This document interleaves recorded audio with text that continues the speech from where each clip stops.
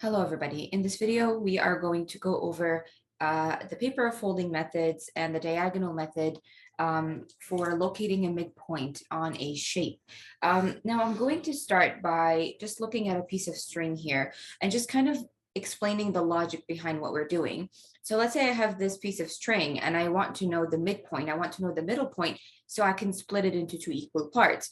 One way to do it is to just fold it, make sure that we match up the ends, and then we can cut it right here. And then we would know that we would have two equal parts. So this right here is the midpoint of this piece of string. So we're going to use the same logic with a 2D shape, so something like a rectangle. The paper folding method consists of taking your shape and folding it horizontally like so, and then after that, folding it vertically like this. And wherever the creases meet would be the center or the midpoint of the rectangle. So I'm going to do that with you right now. We want to be as precise as possible. So now we've made our first crease going horizontally. So it's this vertical line right here. And then we're going to fold it vertically.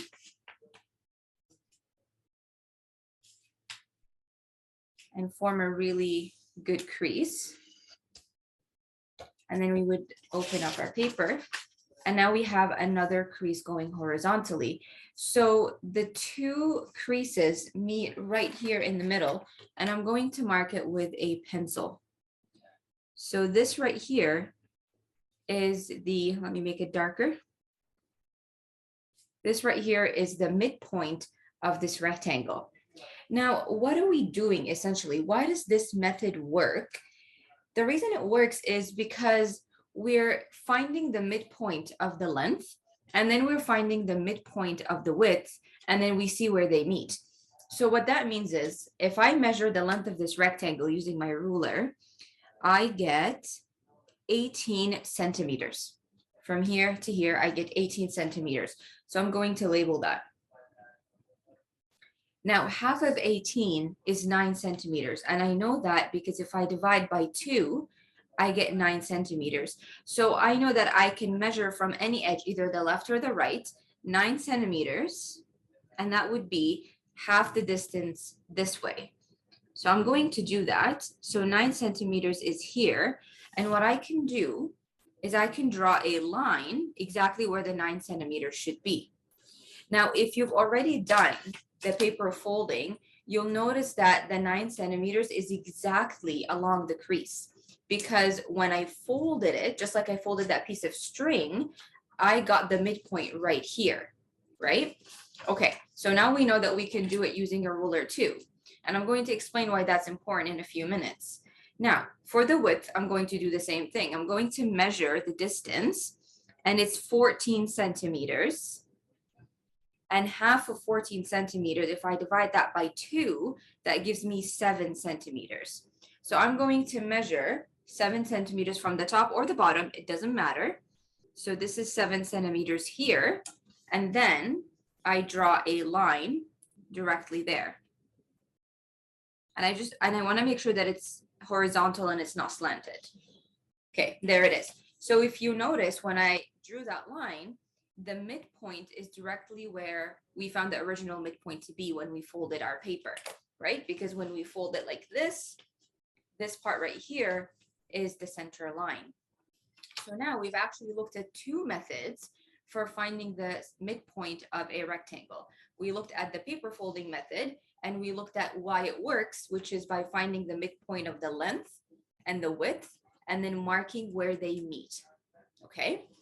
Now, there are some limitations to the paper folding method because not everything is foldable. If I had a block of wood, I can't really fold it this way to find the midpoint. So then the measurements that I took using my ruler, so finding the midpoint of the length and then the midpoint of the width and finding where they meet, would be one possible way to finding the midpoint. That would probably be a really wise choice. Now, there is a third method, which is called the diagonal method. Okay, and I'm going to do it on the same piece of paper just to show you that the midpoint remains the same.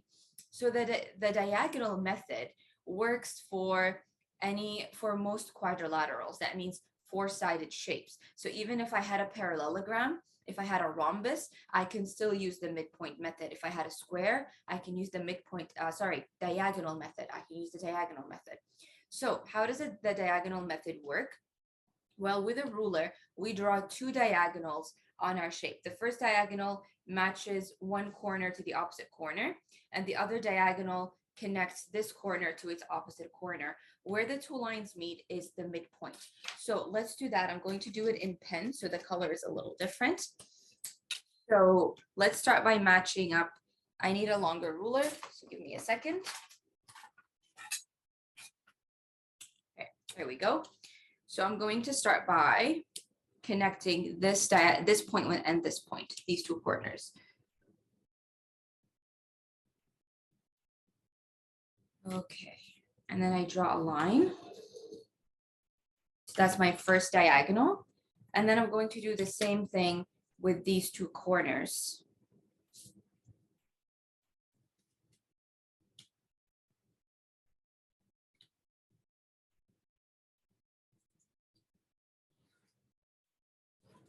There. So where they meet, which is right here in the middle, that is your midpoint. And we can see that for the third time, we ended up at the same spot, which is right here.